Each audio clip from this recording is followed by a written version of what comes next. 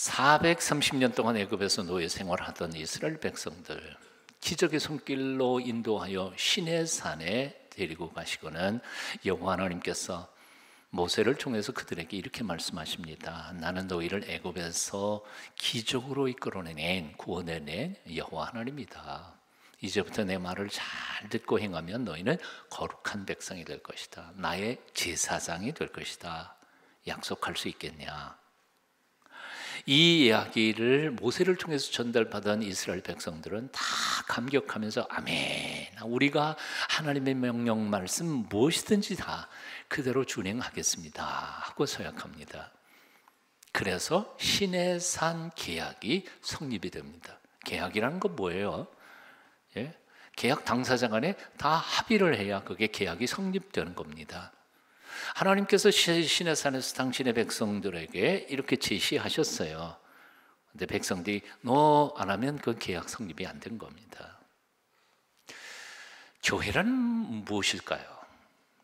헬라어로는 에클레시아라고 합니다. 에크라는 말이 뭐로부터 밖으로라는 뜻이고요. 클레오라는 말이 불러냈다 그런 뜻입니다. 그래서 에클레시아, 교회란 밖으로 불러냄을 받은 사람들의 모임이라는 뜻입니다. 교회는 건물이 아닙니다. 조직도 아닙니다. 저와 여러분 사람을 교회라고 말합니다. 그런데 하나님이 왜 우리를 세상으로 불러내셨을까요? 이유는 간단합니다. 거룩한 백성 삼으려고요. 이스라엘 백성들을 애굽에서 불러낸 것처럼요. 그리고 세상을 섬기는 하나님의 제사장으로 살도록 하기 위하여 하나님이 우리를 불러내신 겁니다. 믿으세요? 오늘 이 시간에 하나님께서는 바로 시내산에서 이스라엘 백성들에게 말씀하시는 것처럼 똑같은 말씀을 영적으로 여러분들에게 묻고 계십니다. 대답을 여러분들이 하셔야 돼요. 나는 너를 구원한 여호와 하나님이다. 내 말씀대로 준행하며 살면 내가 너희를 거룩한 백성으로 삼아줄게. 그리고 나의 제사장으로 살게 하겠다. 어떻게 할래? 약속할 수 있겠니? 묻습니다. 대답하셔야죠. 아까 뭐라고 말씀드렸어요? 계약은 쌍방간에 합의가 돼야 계약이 성립되는 거예요. 하나님이 이렇게 부르셨는데도 아무 대답 안 하면 나는 아무것도 아니에요. 그냥 놀러 오신 거죠. 분명하게 다시 한번 제가 묻겠습니다. 하나님의 명령을 대신 전합니다. 여러분 어떻게 하시겠습니까? 하나님 말씀대로 사시겠습니까? 그러면 하나님께서 거룩한 백성으로 삼아주시고 당신의 제사장으로 삼아 세상을 행복하게 만드는 일꾼으로 써주실 것이라고 말입니다. 오늘 고린도전서 12장에는 이렇게 하나님의 택함을 받아서 하나님의 거룩한 백성이 되고 제사장이 된 사람들이 무엇을 어떻게 살아야 하는지에 대하여 세 가지를 가르쳐주고 있습니다. 명령 세 가지가 나옵니다. 그 첫 번째 명령은 받은 은혜와 은사에 감사하라는 명령입니다. 한번 따라해 보실래요? 받은 은혜와 은사에 감사하라. 은혜는 뭐고 은사는 뭐냐? 헷갈리시는 분들이 있어요. 첫째, 은혜에 대한 이야기를 해보죠. 하나님의 은혜가 없었던들 우리는 구원을 받을 수 없었습니다. 에베소 2장 8절에 보니까 이런 말씀이 있어요. 우리 한번 같이 읽어보실까요? 시작. 너희가 그 은혜를 인하여 믿음으로 말미암아 구원을 얻었나니. 여기서 그만. 그 자세히 보십시오. 순서가 중요합니다. 맨 처음에 시작이 뭐예요? 그 은혜를 인하여. 누구 은혜? 하나님의 은혜입니다. 믿음으로 말미암아. 누구 믿음? 하나님 믿음이 아니라 우리 믿음, 나의 믿음이에요. 하나님의 은혜 때문에 나의 믿음으로 말미암아 그래서 결국은 구원을 받게 된 거예요. 그래서 구원받은 것은 그 구원은 우리에게서 난 게 아니에요. 우리의 믿음 때문에 구원받은 게 아니에요. 하나님께로부터 온 것이에요. 그래서 이것은 하나님의 선물이 되는 거죠. 함께 다시 뜻을 생각하면서 읽어봅니다. 시작. 너희가 그 은혜를 인하여 믿음으로 말미암아 구원을 얻었나니 이것이 너희에게서 난 것이 아니요 하나님의 선물이라. 아멘. 하나님의 은혜가 없었더라면 나의 믿음이 헛것이에요. 하나님이 은혜가 없었더라면 내가 100만 번을 믿습니다 외쳐도 그래도 우리는 구원에 이를 수가 없어요. 하나님의 은혜가 있었기에 우리의 믿음이 될 수 있었던 거죠. 그래서 은혜, 카리스, 그레이스, 은혜란 말은 우리의 구원과 관계되는 단어입니다. 그런데 성경을 읽어보면 하나님은 우리에게 구원의 은혜를 주실 뿐만 아니라 은사도 주셨다고 가르쳐주고 있습니다. 은사란 뭐냐? 은사, 영어 성경에는 gift라고 말합니다. 은사란 한마디로 말하면 은혜를 받아 구원받은 백성들이 하나님의 일을 감당할 수 있도록 성령께서 특별히 주신 탤런트, 재능을 말합니다. 그것은 일반적인 재능도 있고 영적 재능도 있습니다. 여하튼 은사라는 건 뭔가 하니 하나님이 맡겨주신 사명을 감당하는 데 필요한 재능, 그거를 은사라고 말합니다. 로마서 12장 6절부터 8절까지 한번 읽어볼까요? 우리에게 주신 은혜대로 받은 은사가 각각 다르니 혹 예언이면 믿음의 분수대로, 혹 섬기는 일이면 섬기는 일로, 혹 가르치는 자면 가르치는 일로, 혹 위로하는 자면 위로하는 일로, 구제하는 자는 성실함으로, 다스리는 자는 부지런함으로, 긍휼을 베푸는 자는 즐거움으로 할 것이니라. 여기 은사가 굉장히 많이 나오죠. 은사 전체가 다 왜 주신 거예요? 교회 안에서 또는 교회 공동체 밖에서 봉사하라고, 일하라고 하나님이 주신 탤런트란 말이죠. 오늘 본문 28절도 비슷한 말씀이 있습니다. 또 28절 읽어보면 하나님이 교회 중에 몇을 세우셨으니 첫째는 사도요, 둘째는 선지자요, 셋째는 교사요, 그 다음은 능력이요, 그 다음은 병 고치는 은사와 서로 돕는 것과 다스리는 것과 각종 방언을 하는 것이라. 앞에 있는 것과는 조금 다르긴 해도 직분처럼 보일지 몰라도 이것 모두가 다 뭐냐 하면 일하는 데 필요한 탤런트를 설명하고 있는 것입니다. 그러니까 하나님께서는 은혜를 통하여 우리를 하나님의 백성 삼아주시고 구원하셨습니다. 동시에 은사를 주셔서 하나님의 백성으로서, 하나님의 일꾼으로서 봉사하고 섬기며 일하도록 하신 것입니다. 그래서 교회란 은혜를 통해 구원받은 자들의 모임이요, 그 교회의 지체들인 우리는 성령께서 주신 은사를 따라 봉사하는 봉사자들입니다. 일꾼들입니다. 둘 다 하나님이 주신 거예요. 뭐요? 은혜를 주신 거고 은사를 주신 거예요.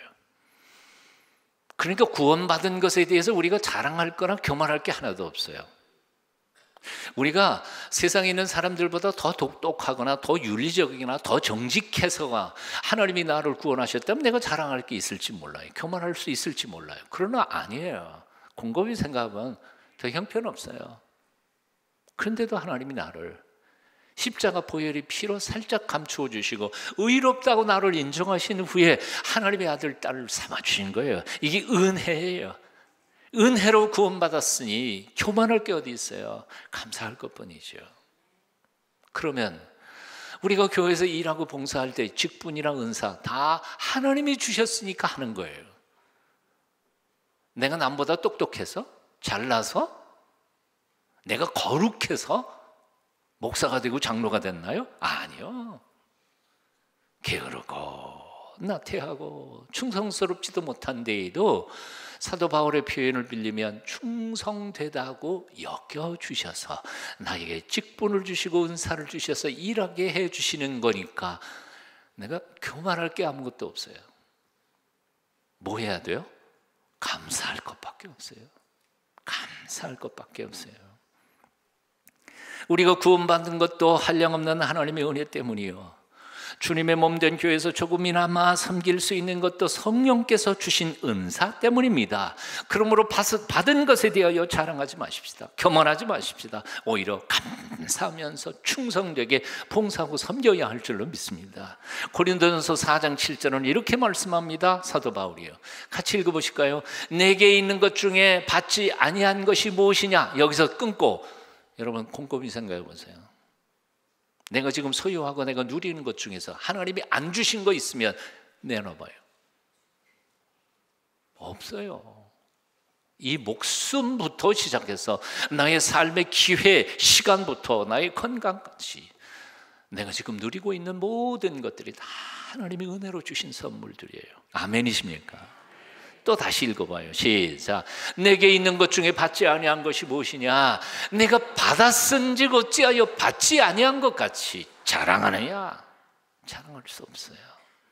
자랑해서도 안 돼요. 에베소 2장 8절에 있는 말씀, 아까 읽은 말씀처럼 너희가 그 은혜를 인하여 믿음으로 말미암아 구원을 얻었나니 이것이 너희에게서 난 것이 아니라, 따라해 보시죠. 하나님의 선물이라. 곰곰이 생각해 보면 삶 자체가 하나님의 선물이에요. 오늘도 내가 살아갈 수 있는 이 하루가 하나님이 내게 주신 선물이에요. 은혜 주셔서 구원받게 하심도 감사하고, 은사 주셔서 영광스러운 주님의 일을 할 수 있음도 감사합니다. 죽어마땅한 죄인을 십자가 그늘에 감추어 죄 없다고 구원해 주신 그 은혜가 감사하고, 무능하고 게으른 나 같은 놈을 충성되이 여겨 성직 맡겨주심도 감사해요. 죽도록 충성해도 모자랄 판이에요. 저는 찬송가 597장을 너무 좋아합니다. 그만 이 새 찬송가 만들면서 그 찬송 편집위원들이 저 뒤에다가 597장에다가 600장 저 뒤에다가 서로 박아놨는데 난 그게 제일 속상해요. 이전에 주님을 내가 몰라 영광의 주님을 비방했다. 지극한 그 은혜 내게 넘쳐 날 불러주시니 고마워라. 같이 찬양 한번 같이 하실까요? 뜻을 생각하면서 찬송해야 돼요.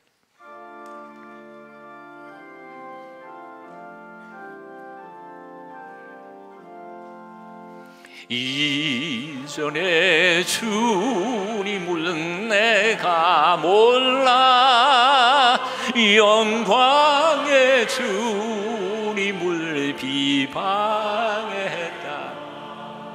지극한 그 은혜 내게 넘쳐 날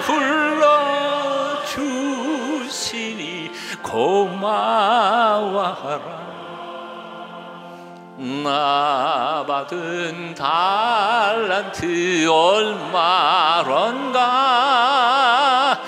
나 힘써 그것을 남기어서 갑절로 주님께 바치오면 충성된 종이라 상 주시리. 아멘. 천하고 무능한 나에게도 귀중한 직분을 맡기셨다. 그 은혜 고맙고 고마워라. 이 생명 바쳐서 충성하리. 나 하는 일들이 하도 적어 큰 열매 눈앞에 안 뵈려도 주님께 죽도록 충성하면 생명의 면류가 얻으리라. 아멘. 아멘. 오늘 본문이 우리에게 주시는 두 번째 명령이 있습니다. 남의 은사를 존중히 여기라는 겁니다. 우리가 결코 잊어서는 안 될 두 가지가 있습니다. 하나님이 내게만 은혜 주신 게 아니라는 거예요. 내게만 은사 주신 게 아니라는 거예요. 모든 사람들에게 골고루 하나님께서는, 성령님께서는 은혜와 은사를 골고루 나눠주셨다는 거예요. 그리고 두 번째로 받은 은사가 다 다르다는 거예요. 그리고 은사에는 우열이 없다는 거예요. 다 소중한 것이라는 거예요. 이게 은사의 다양성입니다. 하나님은 우리 모든 사람들에게 은혜를 주시되 골고루 여러 다른 은사들을 주셨습니다. 왜 다른 은사를 주셨을까? 똑같은 은사를 주시면 좋지 않을까? 비교하면서 싸우지도 않고. 그런데 하나님의 섭리가 있어요. 우리 모두가 서로를 필요로 하면서 서로 자기의 은사로 남을 돕고 남의 은사로 내가 도움을 받도록 하기 위해 함께 더불어 같이 살아가는 공동체를 만들기 위하여 하나님께서 어느 한 사람에게 모든 은사를 몰아주시지 않으시고 다 나눠주셨다는 것이죠. 여러분, 우리 몸의 가장 중요한 장기가 무엇일까요? 머리인가요? 심장인가요? 뭘까요? 저 같은 경우는 혀일 것 같은데요. 혀 끊으면 뭐 설교 못하니까 끝나지만, 근데 우리 몸에서 가장 중요한 장기가 무엇이냐? 질문 자체가 우문이에요. 사실은 머리끝부터 발끝까지 중요하지 않은 장기는 아무것도 없어요. 다 중요해요. 저 청년 시절에는요, 수술실에 가면 맹장이 조금만 아파도 다 잘라버렸어요. 필요 없는 거 다 자르세요. 그래서 미리 아프지도 않은데에도 맹장을 자른 경우도 있었어요. 왜냐하면 나중에 어디 산골이나 뭐 여행 다니다가 갑자기 아프면 큰일 난다고 자르고 가시라고. 그런데 요즘에는요, 맹장이 없으면 우주인이 못 돼요. 우주선을 못 한다니까요. 와, 그 살덩어리 조그만 거에다가 우주에서 생존하는 비밀을 어떻게 남겨두셨을까? 와, 놀라운 거 아니에요? 예, 아직도 맹장이 있는 분들은 함부로 자르지 마세요. 어쩌다가 우리는 저기 화성으로 이주 갈지도 모르니까. 만일 하나님이 우리를 모두 똑같이 공장에서 나온 로봇처럼 지으셨다면 세상은 싸울 일이 없을 것 같죠? 안 그래요? 네 생각하고 내 생각은 똑같고 내 얼굴하고 네 얼굴하고 똑같고, 그러면 싸울 일이 없을 것 같은데, 그럼 그 세상이 온전한 세상일까요? 재미있는 세상일까요? 아름다운 세상일까요? 전혀 아닐 겁니다. 세상에 장미꽃만 있으면 어떨까요? 하얀 백합꽃만 있고 나머지 꽃들은 다 없어진다면 그런 세상, 삭막한 세상일 것 같아요. 우리 김 선생님이 오케스트라 하시지만 오케스트라에 바이올린만 한 100대 한다면 오케스트라에 그거? 오케스트라는 현악도 관악도 타악기도 다 어울려야 멋진 웅장한 오케스트라가 나오지 않겠어요? 결국 중요한 것은 얼마나 같으냐가 아니라 얼마나 다른 사람들이 조화를 이루느냐, 그것이 귀한 것이라고 생각해요. 남편이 나와 달라요? 그래서 속상해요? 감사하세요? 속상할 게 아니고. 아내의 생각이 나와 다르기 때문에 남편들이 많이 성숙해 가지 않던가요? 맞대요. 담임 목사의 설교를 교인들은 함부로 비판을 못해요. 그죠? 나는 이게 제일 좋은 부분이에요. 왜냐하면 설교할 때 질문을 안 받으니까. 그런데 유일하게 비판할 수 있는 사람이 딱 한 명 있어요, 세상에. 우리 집사람이에요. 오래전에 주일날 설교를 죽순 날은 집에 안 들어가요. 저녁 밥상 딱 펴놓고 옆에 앉아가지고 자간자간 나도 죽 섰는지 알거든요. 근데 거기다가 맞은 데 또 패면 얼마나 힘들어요. 그러니까 차라리 그런 날은 부목사들하고 밖에 놀면서 밥도 다 먹고 넓게 들어가서 빨리 퍼져 자야지.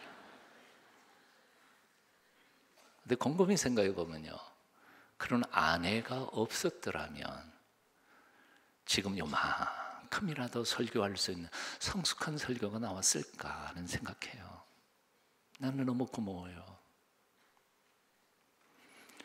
동순교회 남편들이요, 아내의 궁시렁거리는 것에 감사하십시오.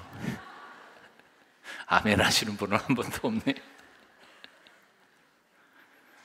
무조건 똑같아지는 것은 서로를 위해서 결코 바람직하지 않습니다. 그렇게 된다면 우리는 성장도 성숙도 없을 것입니다. 비판도 생각도 없게 되고 발전도 없을 겁니다. 서로가 서로를 격려하고 혹은 비판하고 다투면서 서로의 약점과 모자람이 발전되고 개선되는 것입니다. 옆에 있는 사람이 나와 다르다는 사실에 대하여 우리는 감사해야 합니다. 왜냐하면 그렇게 다른 사람이 있기에 내가 존재할 이유가 있는 것이죠. 나하고 똑같은 사람들만 있다면 내가 뭐하러 똑같은 사람 한 사람 더 있을 필요가 뭐 있어요? 없어도 돼요. 내가 다른 사람들과 다른 점이 있기에 내가 거기에 있어야 할 이유가 있는 것이죠. 그릇이 크다는 것은 그만큼 담을 것이 많다는 것입니다. 자신의 의견뿐만 아니라 반대 의견도 담을 수 있을 만큼, 자기 사람뿐만 아니라 자기 반대하는 사람까지도 품을 수 있을 만큼 그렇게 큰 마음을 가진 사람들이 큰 그릇이 큰 사람들일 것입니다. 나는 우리 동순교회가 그런 교회가 됐으면 좋겠습니다. 나와 다른 사람도 얼마든지 수용할 수 있는 수용력을 가진 교회가 됐으면 좋겠습니다. 믿음만 확실하다면, 분명하다면 예배드리는 자세든지 생활 태도라든지 그런 것들은 조금 모자라도 다 품고 갔으면 좋겠습니다. 우리가 이 교회를 짓기 전 저기 구본당에서 어느 날 글쎄 오는 청년 하나 보니까 배꼽 티 입고 오더라고요.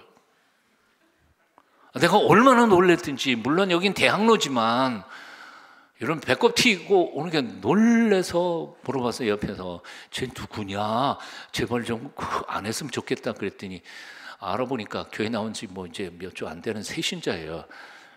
여러분 믿음도 없는데 배꼽 티 입고 나오는 게 좋을까요? 안 나오는 게 좋을까요? 야, 배꼽 티 입고 나와도 좋으니까 그냥 나와라. 화장실에서나 씻는 소위 말하는 쓰레빠, 지익지 끊고 나오는 청년이 하나 있었어요. 혼내줄까 그러다가 또 알아보니까 걔도 믿음이 없는 놈인데 나오는 게 너무 기특해 보이더라고. 나오다가 보면 믿음 생기면 또 그런 거 다 알지 않아요? 나와주는 게 고맙지. 어떤 사람이 낚시질을 하는데 고기가 잡힐 때마다 주머니에서 꺼내가지고 자를 딱 대고는 그보다 큰 고기는 다 놓아줬습니다. 옆에 있던 사람이 묻습니다. 아니 당신은 왜 큰 물고기는 다 놓아줍니까? 그랬더니 그 사람이 이렇게 말했습니다. 우리 집에 있는 프라이팬이 꼭 이 사이즈거든요. 이거보다 큰 거는 프라이를 못해요.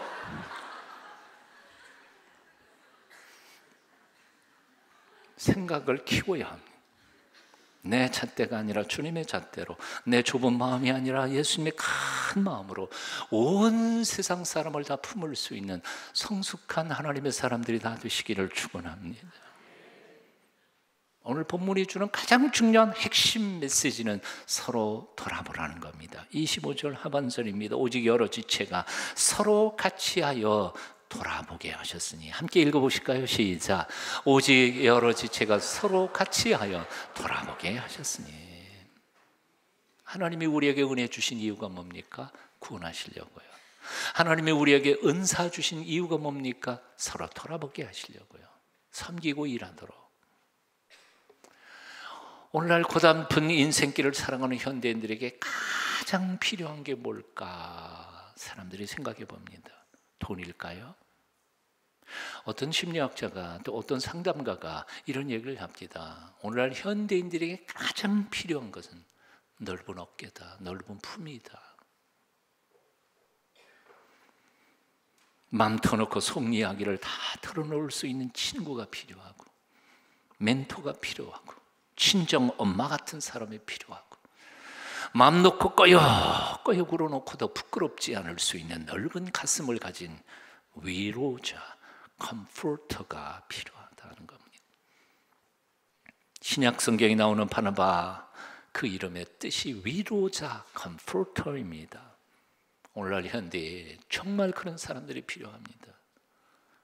아프리카 선교사 나가야 거룩한 사명 감당하는 게 아니에요. 꼭 목사 돼야 거룩한 성직으로 일하는 게 아니에요. 오늘날 이 시대에 정말 하나님이 원하시는 게 뭘까? 히브리서 10장 24절을 말씀합니다. 서로 돌아보아 사랑과 선행을 격려하며.